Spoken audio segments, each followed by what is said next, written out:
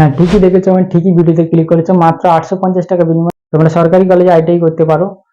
ITI admission 2024 form fill up already start হয়ে গেছে। এই অ্যাডমিশনের যাবতীয় তথ্য অর্থাৎ ফর্ম ফিল আপের last date, age limit, education qualification, fees payment, total details আমরা এই ভিডিওর মাধ্যমে আলোচনা করব। Hi, welcome to ultimate success, largest online platform in West Bengal for IT related government job preparation. তোমাদের যে কোনো সমস্যার জন্য আমাদের নিচে দেওয়া নম্বরে কল করতে পারো। আমাদের সার্ভিস লেভেল এক্সপিরিয়েন্স দিয়ে যথারীতি ইনফরমেশন দিয়ে হেল্প করার চেষ্টা করব। এবারে আসি আমরা কারা।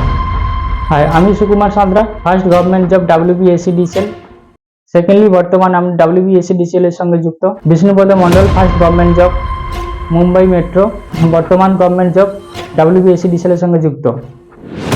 MD Sayed, first government job ISRO, বর্তমান WBSCDCL এর সঙ্গে যুক্ত।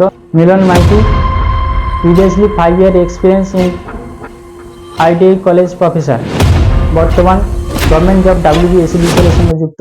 তো আমরা আমাদের সার্ভিস লেভেল এক্সপিরিয়েন্স দিয়ে এই আলটিমেট সাকসেসের সঙ্গে তোমাদের সমস্ত কিছু তথ্য তুলে দেবো, যাতে কোনো স্টুডেন্ট ইনফরমেশন অভাবে ভুল পথে না যায়। সেটাই আমাদের একটি ছোট্ট প্রয়াস। এবারে এসি ফর্ম ফিল আপের লাস্ট ডেট কবে। দেখো, এখানে স্পষ্টতেই দেওয়া রয়েছে 15/5/2024 মধ্যে তোমাদের ফর্ম ফিল আপ করতে হবে। অর্থাৎ 15ই মে তোমাদের লাস্ট ডেট রয়েছে। 15ই মে 2024 তোমাদের লাস্ট ডেট রয়েছে। এবারে আসি এজ লিমিট। দেখো, 1/8/2024 উপর ভিত্তি করে তোমাদের এজ হতে হবে মিনিমাম 14 বছর। অর্থাৎ তোমরা যদি 1/8/2010 পূর্বে জন্মগ্রহণ করতে পারো, তাহলে তোমরা এই এলিজিবল ক্রাইটেরিয়ার মধ্যে আসতে পারো বয়সের দিক থেকে, এবং বয়সের ঊর্ধ্বসীমা এখানে কোনো দেওয়া নেই। এবারে আসি এডুকেশন কোয়ালিফিকেশন। দেখো, যারা মাধ্যমিক পাস এবং 8 পাস করেছো তারা প্রত্যেকেই এই আইটিআই পড়ার জন্য ফর্ম ফিল আপ করতে পারবে।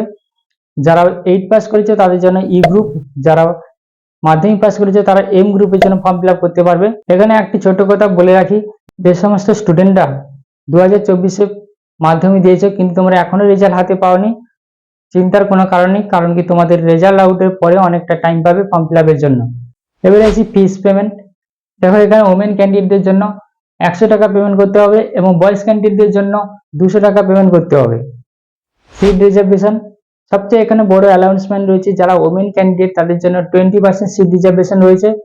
যেই কলেজে তোমরা অ্যাডমিশন নিতে যাবে সেই কলেজে যতগুলো সিট রয়েছে তার উপর বেস করে টোটাল সিটের 20% ওমেনদের জন্য সিট রিজার্ভেশন রয়েছে।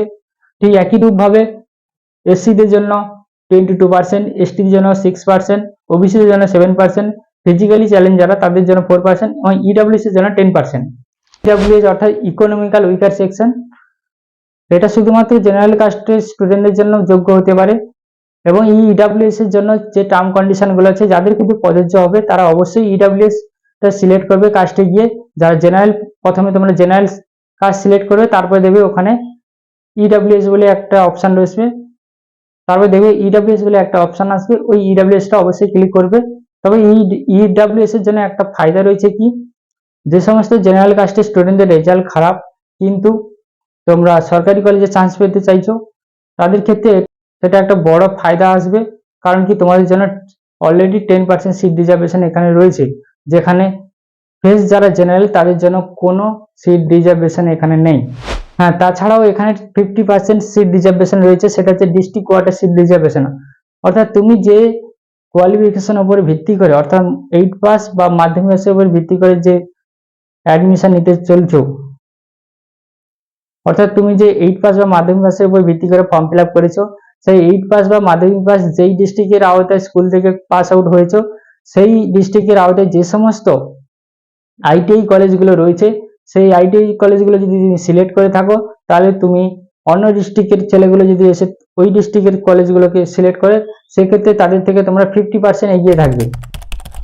কত টাকা লাগবে আইটিআই করতে গেলে, দেখো এখানে স্পষ্টতই একটি টেবিল করে দিয়ে দিয়েছে। এই টাকাগুলো যোগ করলে দেখবে 425 টাকা। এই 425 টাকা প্রতি 6 মাস অন্তর কলেজকে পেমেন্ট করতে হবে। অর্থাৎ পার ইয়ারলি 850 টাকার বিনিময়ে তোমরা আইটিআই করতে পারো সরকারি কলেজে, যেখানে প্রাইভেট কলেজে 50 কি 60 হাজার তারও বেশি পেমেন্ট করতে হয়। এবার তোমরা কোন সাবজেক্ট নিয়ে পড়বে বা কোন ট্রেড নিয়ে তোমরা পড়বে, দেখো এখানে WBSCBTর অফিসিয়াল ওয়েবসাইটে ইঞ্জিনিয়ারিং এবং নন ইঞ্জিনিয়ারিং ট্রেড মিলে 70খানা ট্রেড এখানে উল্লেখ রয়েছে, কিন্তু এই 70খানা ট্রেডের মধ্যে কোন ট্রেডটি সব থেকে বেশি ডিমান্ডেড এবং কোন ট্রেড নিয়ে পড়লে তোমরা সরকারি চাকরি খুব ইজিলি অ্যাচিভ করতে পারবে, এই সমস্ত কিছু তথ্য আমরা আমাদের সার্ভিস লাইফের এক্সপিরিয়েন্স দিয়ে তোমাদের সঙ্গে শেয়ার করব। তো আমাদের চ্যানেলটিকে সাবস্ক্রাইব করে পাশে থাকা বেল আইকনে প্রেস করে আমাদের সঙ্গে জুড়ে রাখো পরবর্তী ভিডিওর জন্য। দেখা হবে পরবর্তী ভিডিওতে। Thank you for watching this video.